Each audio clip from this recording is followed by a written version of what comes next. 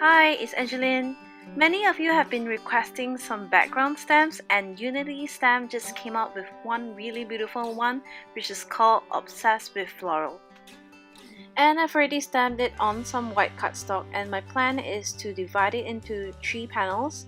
But before I do that, I want to paint the entire piece in first before cutting them apart. So here I'm using the Adornit Watercolor set and the water brush, and I'm starting off with the lighter shade of purple, and when I'm done with that, I'm going to add some darker, deeper shades of purple here to create the shadows and gradients. So I'm moving towards the rainbow colors, so as you can see later I'll be coloring in, actually speed coloring in the entire piece, so not to bore you here. And you can do the same with any colors that you want, but I thought it would be fun to do a rainbow shade.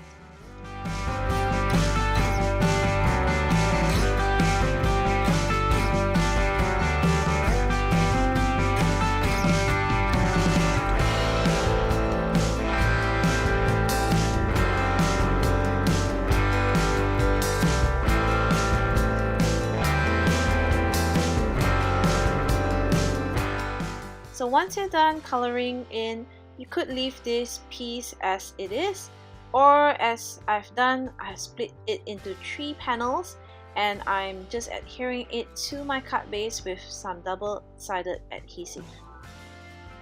So here I'm just eyeballing the distance between each panel to make it kind of uniform, but if you want, you could always measure before you stick it on. I've also die cut the sentiment here, sending hearts from my favorite things die cut set with some holographic paper to adhere to my card. So here is my finished card. I hope you enjoyed this fun way to use your background stamp, and do try it out for yourself. Thanks for watching. Bye!